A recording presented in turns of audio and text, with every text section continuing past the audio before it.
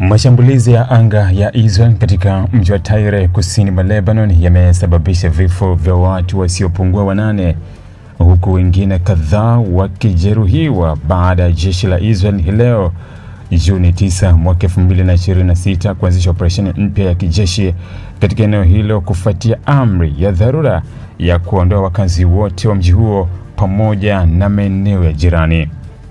Mashambulizi haya yameongeza hofu kubwa nchini Lebanon, hasa wakati ambapo mapigano kati ya Israel na kundi la Hezbollah yanaendelea kushika kasi na kuzua wasiwasi wa kuzuka kwa mgogoro mpana zaidi wa kikanda unaoweza kuhusisha mataifa mengine ya Mashariki ya Kati. Kwa mujibu wa taarifa kutoka mamlaka za eneo hilo, ndege za kivita za Israel zilianzisha mashambulizi makubwa katika maeneo mbalimbali ya makazi ndani ya Tyre saa chache baada ya jeshi la Israel kutoa maelekezo ya dharura kwa wakazi kuondoka mara moja.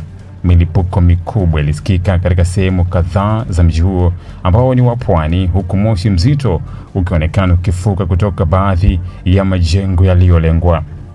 Timu za uokoaji zilianza operesheni za dharura mara moja, zikiendelea kuchimba vifusi kwa matumaini ya kuwapata manusura, huku mamlaka zikionya kuwa idadi ya waliopoteza maisha inaweza kuongezeka kutokana na uwepo wa watu waliokwama ndani ya majengo yaliyoporomoka.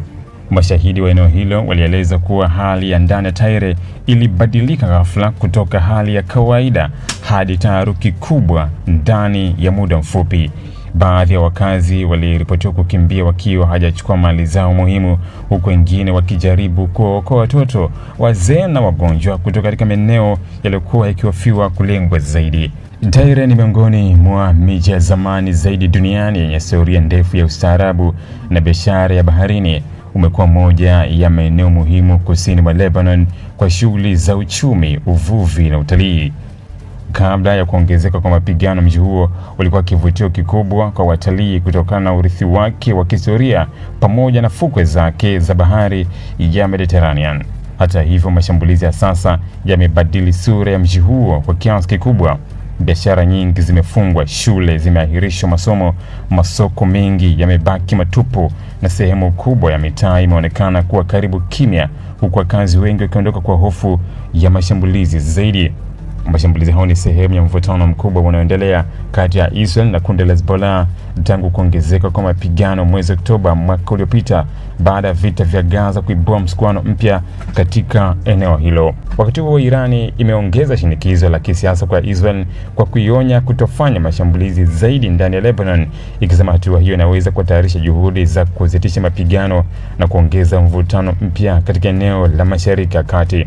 Spika wa bunge la Iran alisema Tehran haitakubali kile ilichokiita ukiukwaji wa mara kwa mara wa makubaliano ya kusitisha mapigano, akisisitiza kuwa mashambulizi ya Israel dhidi ya Lebanon yanaweza kuchukuliwa kama hatua ya uchokozi inayoweza kuibua majibu mapya kutoka Iran au washirika wake wa kikanda. Iran imeendelea kusisitiza kuwa kusitishwa kwa mapigano kunapaswa kujumuisha pia kusimamishwa kwa mashambulizi ndani ya Lebanon, hasa yale yanayolenga maeneo ya kiraia.